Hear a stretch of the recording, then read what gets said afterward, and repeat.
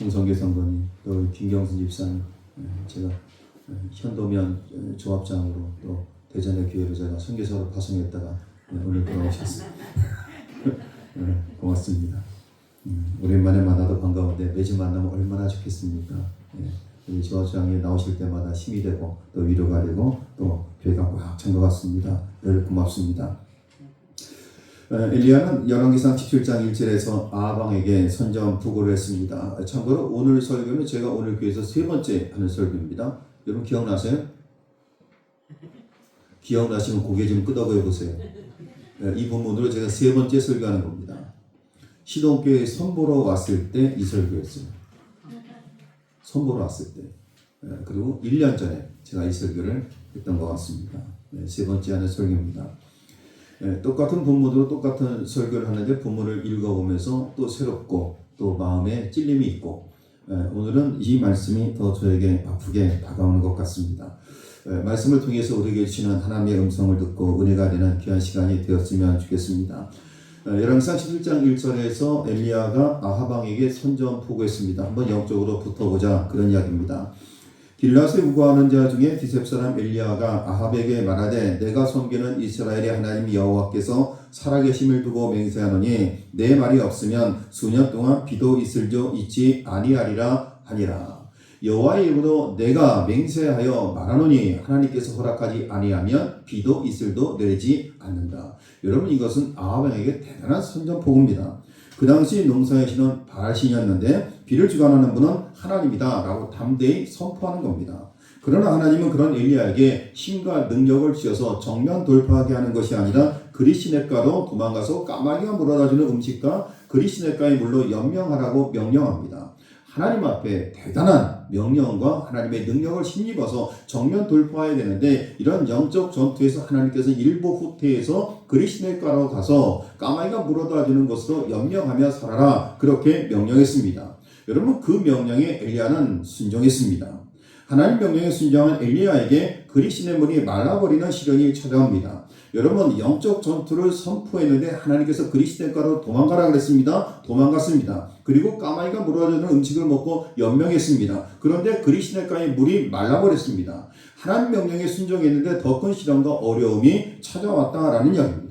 여러분 이것이 이 땅을 살아가는 사람들이 우리들이 자주자주 던지는 질문이요 하나님 앞에 때로는 원망하고 때로는 하나님 앞에 아픔을 토로하는 그런 내용입니다. 그런데 살아가서로 가면 과부의 도움으로 내가 살 줄 알았는데 막상 그곳에는 밀가루 한 움큼과 약간의 기름만 남아있는 처절하게 가난한 모자만이 엘리야를 기다리고 있었습니다. 자 여러분 생각해 보십시오. 선전포고했습니다. 야 그리시네가로 가. 그리고 거기 가서 까마귀가 물어다주는 음식을 먹고 물로 연명했습니다. 그런데 그리시네가가 말라버렸습니다. 그래서 이제는 사르밧으로 가라 해서 사르밧으로 갔습니다. 여러분 사르밧으로 내가 살기 위해서 갔는데 거기에는 내가 살려주어야 할 그 사르밧 모자가 존재하고 있었다라는 이야기입니다. 그리시네 문이 말하는 이는 하나님의 관점, 하나님의 생각에서 보면 두 가지 큰 의미가 있습니다. 첫째는 엘리야 자신을 위한 반복 훈련입니다. 보잘것없는 한 여인 과부의 비참한 상황을 아시는 하나님의 그를 회복시켜주고자 하시는 깊은 뜻이 있었습니다. 여러분 사르밧으로 가라는 것은 그리시네 문이 많았다는 것은 그것은 엘리야로 하여금 반복해서 훈련하는 침묵과 인격의 훈련을 다듬는 하나님의 섭리와 계획이었다라는 이야기입니다. 또 사르밧으로 가라는 것은 내가 사는 것이 아니라 내가 살려야 할 사람이 있다는 그 여인을 살리기 위한 하나님의 깊은 뜻이 있었다라는 이야기입니다. 어떻게 보면 고통과 시련은 사명일 수도 있다는 이야기. 내가 힘들고 어렵고 고통 가운데 있지만 그 아픔을 통해서 더 힘들고 어려운 이웃들을 바라볼 수 있는 영적인 통찰력을 갖게 하시고 영안을 열어서 그분들을 위해서 협력하고 도울 수 있는 하나님의 귀한 사명자로 쓰시는 고통은 사명이라고 말할 수 있습니다. 우리 모든 믿음의 성도들이 살아오시면서 수많은 시련과 고통과 어려움이 있었지만 그 시련을 극복하면서 그 고통을 사명으로 승화해서 하나님 앞에 더욱더 귀하게 쓰임받는 저와 여러분의 삶이 될 수 있기를 주의 이름으로 간절히 축원합니다. 16절에 보니까 여호와께서 엘리야를 통하여 하신 말씀같이 통의 가루가 떨어지지 아니하고 병의 기름이 떨어지지 없어지지 아니하니라. 여러분 이것은 은혜입니다. 여러분 이 상황을 머릿속으로 한번 그려보십시오. 인간적으로 생각하면 더 이상 길이 없었습니다. 막막했습니다. 오죽했으면 이것 먹고 죽기로 그렇게 결심했겠느냐는 것입니다. 그런데 생각하지 못했던 낯선 남자 엘리야를 보내주시는 하나님, 그를 통해서 회복시켜 주셨던 하나님, 이런 하나님의 은혜를 경험하는 것이 신앙생활입니다. 예수 믿고 구원받고 하나님의 자녀로 늘 승승장구하고 형통한 복의 삶을 누리며 살아갔는데, 여러분, 이렇게 신앙생활은 해피엔딩으로 끝나는 것이 아니라 때로는 시련과 고난과 어려움 속에서 우리의 믿음과 신앙을 점검해 보아야 되는 일 후에라는 검색들을 반드시 거치게 되어 있다라는 이야기입니다. 여러분, 공항을 통과하기 위해서는 검색대를 거쳐야 됩니다. 불필요한 물건이 있으면 다 내려놓아야 됩니다. 어떻게 보면 우리가 하나님 나라 갈 때까지 이 일 후에라는 시련과 고난의 검색대를 통과하지 아니하면 하나님 나라에 갈 수 없다라는 이야기입니다. 이 일 후에라는 시련과 고난의 어려움의 검색대를 통해서 우리의 신앙의 본질이 드러나고 민낯이 드러나고, 그래서 하나님 앞에 통해 자복하고 회개하고 반성하면서 우리의 신앙을 다잡고 온전한 성도의 삶을 살아갈 수 있는 밑그림을 그리게 될 수 있다라는 이야기입니다. 여러분, 통의 가루가 마르지 아니하는 놀라운 축복, 기름이 마르지 아니하는 놀라운 축복, 하늘의 복 땅에 기름진 놀라운 축복을 받았는데 갑자기 아들이 죽었습니다. 여러분, 아들이 죽은 사건이 뭡니까? 이 아들이 죽은 사건이 바로 이 일 후에라는 검색대라는 이야기입니다. 여러분, 믿음의 조상 아브라함이 믿음의 조상으로 쓰임받기 위해서 여러분, 하나님께서 아들 이삭을 바치라는 하나님의 명령이 있었습니다. 여러분, 이것이 무엇입니까? 바로 이것이 이 일 후에라는 검색대라는 이야기입니다. 갑자기 남편이 세상을 떠났습니다. 자녀가 세상을 떠났습니다. 사업이 공경과 어려움에 빠졌습니다. 인간관계의 슬픔과 실패를 맛보게 되었습니다. 여러분, 이것이 바로 이 일 후에라는 검색대라는 이야기입니다. 여러분, 이 일 후에라는 검색대를 통과하지 않고는 내 신앙의 인격과 깊이가 다 드러나지 않았다라는 이야기입니다.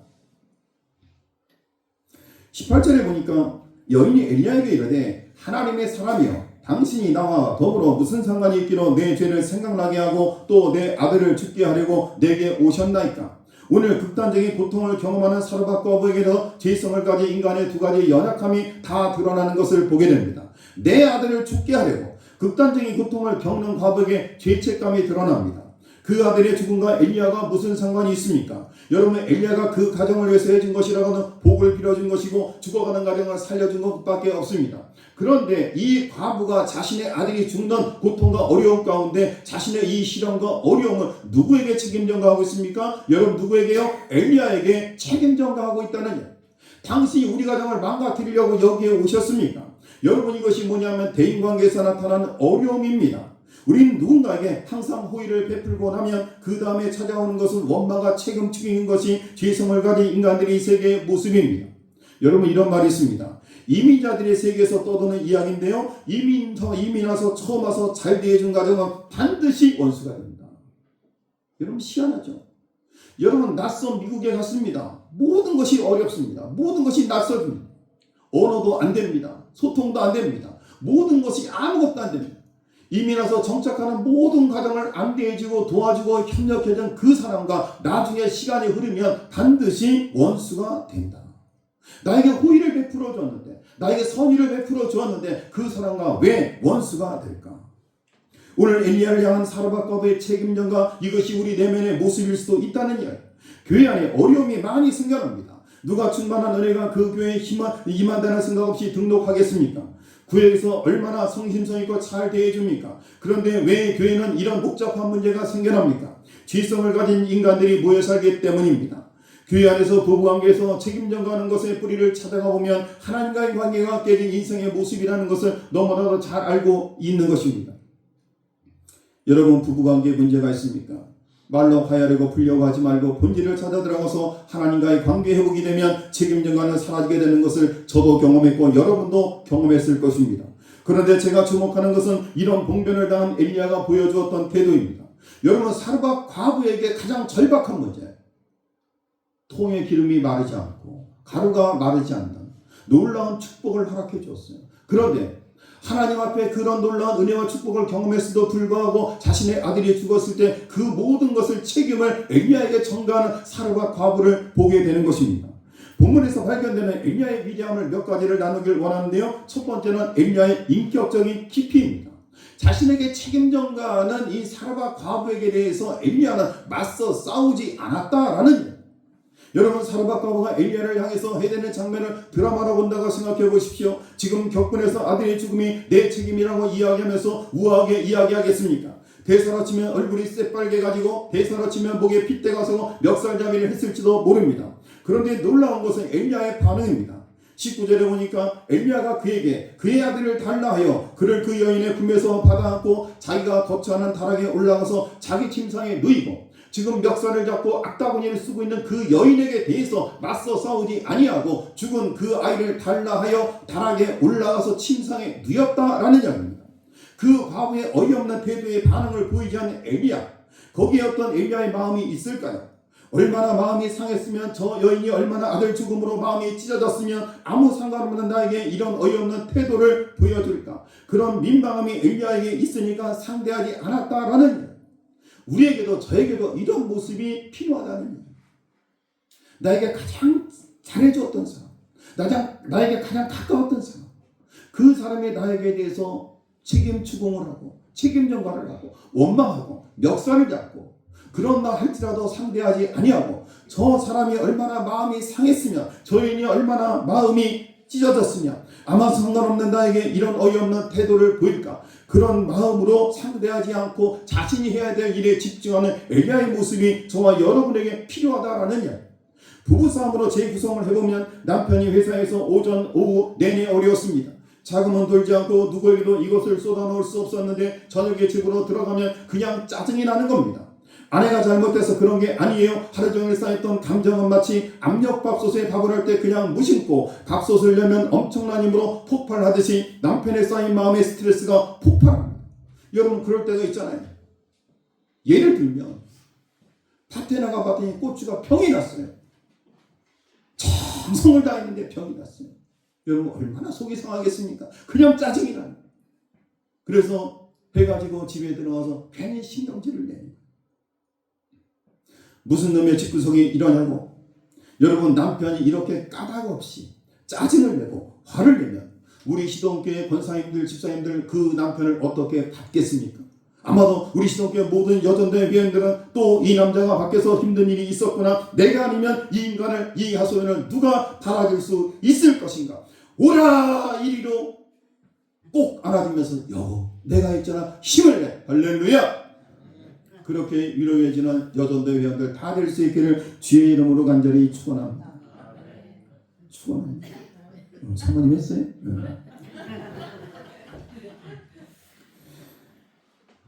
그런데 갑자기 여자가 얼굴이 불그락해서 내가 집에서 놀고 앉아있는지 알아? 나가라가라! 그 다음은 상상에 맡기겠습니다. 본문을 묵상하면서 깨달은 것은 엘리야가 그리스도에 가서 받은 훈련은 능력 훈련이 아니라 침묵 훈련, 인격 훈련을 받았다는 겁니다. 사르밧 과부가 악다구니를 쓰면서 딱따구다 할 때 엘리야가 참아낼 수 있었던 것은 그리스도에 가서 받았던 침묵 훈련과 인격 훈련 때문에 가능했다라는 얘기입니다. 저를 포함한 모든 우리 시동교회 교우들이 인간관계 속에서 까닭 없이 책임 전가를 하고 따따붙다 할 때 맞상대하지 아니하고 하나님 앞에 기도할 수 있는 인격과 침묵 훈련을 통해서 더욱더 성숙한 신앙의 삶을 살아갈 수 있기를 간절히 소망합니다. 목사님, 이 교회 와서 하나님 만나고 얼마나 영적으로 충만한지 아십니까? 그러면서 증거 자료를 대기를 우리 남편이 하루에 성경을 얼마나 많이 보는지 아십니까? 기도생활을 얼마나 잘하는지 아십니까? 여러분, 이런 변화도 중요하지만 더 중요한 변화의 근거는 뭐예요? 예전의 남편은 다혈질적인 성격입니다. 시시비비를 가리는 사람입니다. 운전하다가 누가 안 입고 온 짓을 하면 집에 가족이 있어도 끝까지 따라가서 그 사람을 밟아주는 성격입니다. 교회에서 은혜를 받았습니다. 그런 연약한 태도가 싹 없어졌습니다. 바라기는 우리 모든 믿음의 성도들이 기도도 많이 하고 성경도 많이 볼 뿐만 아니라 예전의 다혈질적인 성격, 예전의 나의 기질과 나의 잘못된 모습들이 완전히 변화되어지는 인격의 변화가 있는, 성숙이 있는 저와 여러분의 삶이 될 수 있기를 간절히 축원합니다. 여러분, 첫 번째 엘리야의 위대함은 인격적인 깊이가 있었다. 그 인격적인 깊이는 그리스도에서 물이 말라버리는 시련과 고난과 어려움을 통해서 침묵과 인격의 훈련, 인내의 훈련을 통해서 가능했다라는 이야기입니다. 그러므로 고통은 사명이 될 수도 있다라는 이야기입니다. 두 번째 엘리야의 위대함은 뭐냐면 그는 균형이 있는 사람입니다. 여러분, 사람은 균형 감각이 매우 필요합니다. 기도하는 시간, 하나님 앞에 찬양하는 시간, 말씀 보는 시간, 이 모든 것들이 균형이 있는 균형 잡힌 신앙의 삶을 살아갈 수 있기를 간절히 소망합니다. 성경도 읽고 성경도 쓰고 하나님 앞에 부르짖어 기도하는 말씀과 기도가 균형을 이루는 영적인 균형 감각이 있는 우리 모든 성도들의 삶이 될 수 있기를 간절히 소망합니다.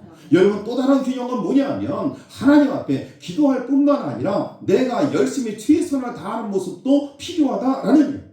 하나님, 저에게 지혜를 허락하여 주옵소서. 열심히 시험을 준비했습니다. 하나님, 저를 도와주시옵소서. 여러분, 하나님 앞에 인간적으로 최선을 다하고 하나님의 도우심을 구하는 것이 필요하다라는 거예요. 그냥 씨만 뿌려놓고 꽃만 심어놓고 약도 안 하고 비료도 안 하치고 그냥 내버려도 하나님, 이번 농사 고추 태풍 나게 하여 주옵소서. 하나님이 그 기도를 들어주실까요? 안 들어주실까요? 하나님은 안 들어주십니다. 벼를 심어놓고 비료도 얹히고 약도 하고 피도 뽑고 정성껏 길러야죠. 하나님, 그리고 태풍 나게 하여 주옵소서. 저는 농사를 지으면 소산물이 다 똑같다고 생각을 했어요. 고추도 마찬가지, 땅콩도 마찬가지, 서리태도 마찬가지, 쌀도 마찬가지, 단맛도 다 똑같고 똑같이 소출을 거두는 줄 알았어요. 그런데 집집마다 다 달라요. 고추 맛도 다르고 단맛도 다르고 땅콩 맛도 다르고. 여러분, 제가 거의 땅콩 전문가입니다. 땅콩을 볶아보면 알아요. 분명히 합니다. 다 달라요. 그것은 뭐예요? 하나님 앞에 인간적으로 얼마나 최선의 노력을 다했는가. 그리고 기도하는, 하나님, 올 농사 함께하여 주옵소서. 제가 땀 흘려 최선을 다했습니다. 연구했습니다. 하나님, 좋은 결과를 얻게 하여 주옵소서. 여러분, 아들이 목숨을 잃었을 때 그 아이를 향해서 그가 인간적으로 침상에 눕히고 몸을 포개고 코와 입과 눈을 포개고 하나님 앞에 3번 오르락 내리락 하면서 인간적인 노력과 최선을 다하면서 그는 하나님 앞에 부르짖어 기도했습니다. 그 죽은 아들을 끼어안고 그리고 하나님 앞에 기도했습니다. 여러분, 한 영혼을 주 앞으로 인도할 때까지 우리는 그 영혼을 품고 기도해야 됩니다. 그리고 그 영혼이 주 앞으로 나올 때까지 정성과 관심과 사랑으로 돌보고 하나님의 은혜와 사랑을 삶으로 증거하는 모습이 필요하다라는 거예요. 여러분이 누군가를 전도하길 원한다면 그 영혼을 품고 기도할 뿐만 아니라 그 사람에게 내가 받은 예수 그리스도의 은혜와 감격과 삶의 은혜를 우리의 구체적인 삶의 행동으로 증거할 수 있는, 그래서 하나님 앞에 기도와 행동이 균형을 이루는 엘리야와 같은 위대한 신앙의 삶으로 쓰임받는 저와 여러분 될 수 있기를 간절히 소망합니다. 어려운 문제를 경험할 때 과부는 누굴 상대했어요? 엘리야를 상대했어요. 화가 나니까. 아들이 죽었는데 여러분, 눈에 뵈는 게 있겠습니까? 그리고 눈에 보이는 엘리야에게 책임을 전가하고 책임 추궁을 하는 것. 그러나 엘리야는 그 문제를 어떻게 했어요? 과부를 상대했어요? 아니요. 하나님 앞에 나아가 기도했어요. 하나님께 의뢰했다라는 거죠. 하나는 하나님을 상대하며 사는 사람들, 또 다른 하나는 사람을 상대하며 사는 사람들. 다른 말로 하면 원망과 불평을 쏟아놓으며 처절하게 피 흘리면서 사는 사람들이 있는가 하면 문제가 발생할 때마다 하나님 앞에 기도하는 사람들이 있다는 거예요. 여러분, 문제 앞에 사람을 상대하는 것이 아니라 하나님을 상대하고 하나님께 의뢰하고 기도할 수 있는 저와 여러분의 삶이 될 수 있기를 간절히 소망합니다. 미국의 유명한 설교가 찰스 스윙들이 이런 말을 했습니다. 나의 삶에서 무슨 일이 닥치느냐 하는 것은 10%일 뿐이고 나머지 90%는 내가 거기에 어떻게 내가 대응하느냐 하는 것임을 나는 확신한다. 우리가 어떤 태도를 취하느냐 하는 것은 전적으로 자신의 책임이다. 다른 사람들에게 책임 전가하지 말라라는, 내가 거기에 어떻게 대응하느냐 하는 것, 그것이 중요하다라는 거예요. 어떤 시련과 어려움이 닥쳐왔을 때 누군가에게 책임 전가하는 것이 아니라 그것이 나에게서 비롯되었음을 깨닫고 하나님 앞에 의뢰하며 기도할 수 있는 저와 여러분의 삶이 될 수 있기를 간절히 소망합니다. 여러분, 인간적으로 최선을 다할 뿐만 아니라 하나님 앞에 기도하기를 잊지 않는 그 균형을 갖추는 엘리야와 같이 위대한 신앙의 삶을 살아갈 수 있기를 간절히 소망합니다. 세 번째, 엘리야에게 배울 수 있는 것은 포기하지 않는 자세입니다. 여러분, 그 상황을 한번 보십시오. 과부의 아들은 이미 숨이 끊어졌습니다. 여러분, 죽음이라는 것은 돌이킬 수 없는 자리까지 이르렀다는 것을 의미합니다. 인간적인 관점으로 끝났지만 엘리야는 포기하지 않았다라는 것. 엘리야에게서 살아계신 예수 그리스도의 성품을 발견합니다. 우리의 인간적인 생각으로는 절망입니다. 상황 끝입니다. 회복이 어렵습니다. 그런데도 우리를 포기하지 아니하시고 십자가로 말미암아 여기까지 인도하셨던 것입니다. 하나님께서는 저를 포기하지 않으셨어요. 하나님께서 시돈교회를 포기하지 않으십니다. 시돈교회를 하나님께서 끝까지 책임지고 보장해 주십니다. 우리 성도님들 한 분 한 분을 하나님께서 포기하지 않으십니다. 주 앞으로 온전히 돌아올 때까지, 하나님 앞에 온전히 쓰임받을 때까지, 하나님 앞에 깨지고 변화되어 온전한 성도의 삶을 살 때까지 하나님께서는 끝까지 포기하지 않으시고 우리를 붙잡고 계십니다. 우리를 포기하지 않으셨기 때문에 예수 그리스도를 이 땅에 인간의 몸을 입고 성육신하여 이 땅에 보내주셨습니다. 어떤 고난과 어려움이 찾아와도 포기하지 않던 엘리야의 성품이 여러분의 마음에 자리 잡기를 바랍니다. 여러분, 자녀가 여러분 보기에 죽은 것처럼 보입니까? 자녀가 더 이상 불가능한 것처럼 망가졌습니까? 여러분, 포기하지 마십시오. 여러분의 아내가, 여러분의 남편이 할 수만 있으면 포기하지 않고 다시 한번 붙잡는 저와 여러분 될 수 있기를 간절히 소망합니다. 우리는 너무 쉽게 포기해요. 저 사람은 안 돼. 저 사람은 안 변해. 저 사람은 교회 안 나와. 안 나올 사람이야. 우리는 너무나 쉽게 포기해요. 저는 목회하면서, 청년 목회하면서 쟤는 안 돼. 저는 안 변한다니까. 그런 애들이 있었어요. 하나님이 나를 포기하지 않으셨기에 나같이 고집불통이고 나같이 변하지 않고 나같이 못난 인간도 하나님이 포기하지 않고 끝까지 때로는 휘초리를 드시고 때로는 사랑과 격려함으로 하나님께서 쓰시는데, 하나님이 나를 포기하지 않았다면 저와 여러분도 누군가를 포기하지 않고 그들을 위해서 기도하고 최선의 노력을 다하는, 그래서 하나님 앞으로 돌아올 때까지 끝까지 포기하지 않고 끈을 놓지 않는 저와 여러분의 삶이 될 수 있기를 간절히 소망합니다. 제가 세 가지 말씀드렸어요. 첫 번째, 엘리야의 인격적인 깊이. 두 번째, 엘리야는 인간적으로 최선을 다하며 기도하는 사람, 균형 있는 사람, 기도와 최선의 균형. 세 번째, 그는 포기하지 않았어요. 집념이 있는 사람이었어요. 24절에서 강력한 과부가 이렇게 고백합니다. 여러분 24절 한번 볼까요? 저 띄어놨네요. 함께 읽겠습니다. 시작.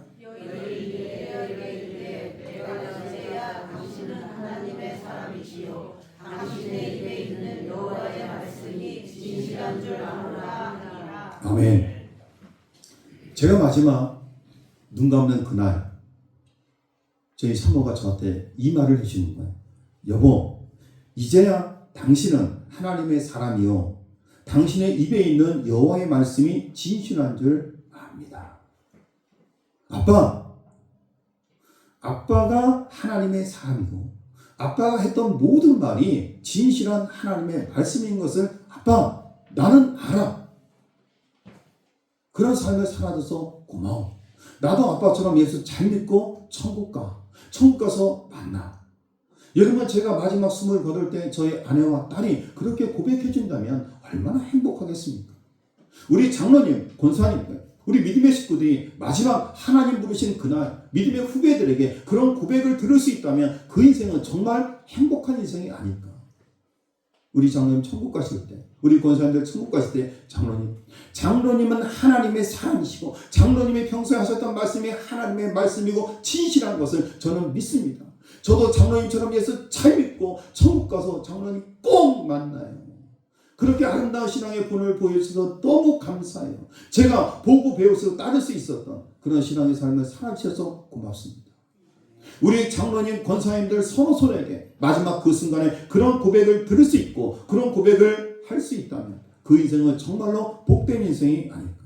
이제야 당신은 하나님의 사람이요, 당신의 입에 있는 여호와의 말씀이 진실한 줄 아노라.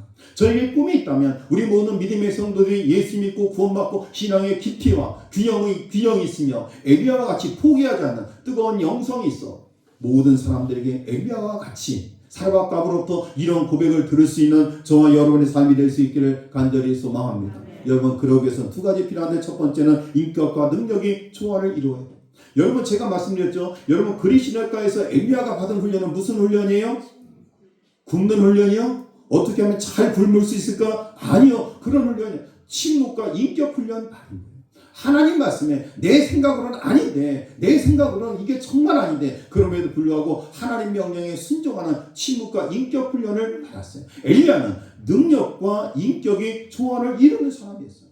여러분 생각해 보시오. 여러분, 목사님이 능력이 있습니다. 그런데 인격이 엉망진창입니다.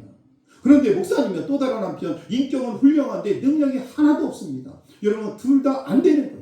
우리 모든 믿음의 성도들, 저를 위해서 기도할 때 하나님, 우리 목사님의 인격의 깊이를 더하여 주시고 우리 목사님의 능력을 더하여 주시어서 손을 댄 적 나으리라. 병과 마음의 상처와 아픔이 치유되고 회복되는 영권을 허락하여 주옵소서. 기도의 능력을 허락하여 주옵소서. 뿐만 아니라 모든 사람들을 사랑하고 품고 안을 수 있는 사랑의 인격의 깊이가 있는 좋은 목사님 되게 하여 주옵소서. 여러분 그렇게 기도해 줄 수 있기를 간절히 소망합니다. 그런 목사가 되면 얼마나 좋겠어요. 아직은 많이 부족하지만 여러분들이 기도해 주셔서 엘리야처럼은 아니지만 그래도 능력도 있고 인격의 깊이도 있는 제가 되고 우리 성도들이 될 수 있기를 바랍니다. 두 번째로 마지막으로 기적을 베푸는 일보다 우선되는 것은 인격적인 다듬어짐. 늘 저를 위해서 어머니가 그렇게 기도했어요. 하나님 잘 다듬어지는 종이 되게 하여 주옵소서. 제가 잘 다듬어지지 않았습니까? 깎아놓은 방풀 같잖아요. 그렇죠?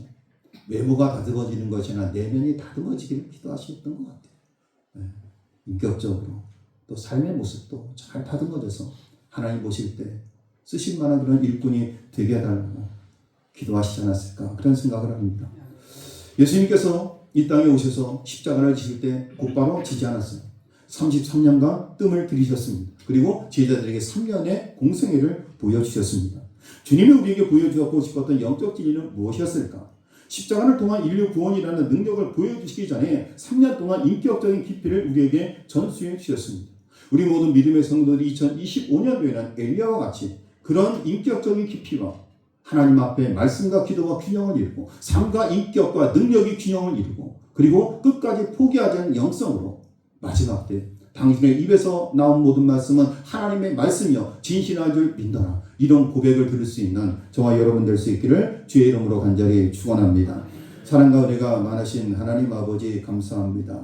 2025년도에 엘리야의 신앙과 삶의 인격들 그것을 통해서 다시 한번 우리의 삶을 점검하고 또한 우리도 그와 같은 신앙과 삶을 살기를 원합니다. 하나님 앞에 정말 인격이 다듬어지고 그리고 능력과 인격이 조화를 이루며 하나님 앞에 기도하고 전도하고 하나님 앞에 기도하고 최선을 다하는 그런 균형이 있는 신앙의 삶을 살기를 원합니다. 죽은 아들을 끝까지 포기하지 않고 하나님 앞에 기도하고 최선을 다했던 엘리야와 같이 누군가를 포기하지 않고 끝까지 붙들고 기도하여 주의 품으로 돌아올 때까지 최선의 노력을 다하는 포기하지 않는 영성을 소유하는 그래서 하나님 앞에 참으로 칭찬받고 인정받고 그리고 사르밧과부가 엘리야에게 했던 것 같은 그런 칭찬과 인정받는 우리 모두가 될 수 있도록 인도하여 주옵소서. 이 모든 말씀 예수님의 이름으로 기도드렸습니다. 아멘.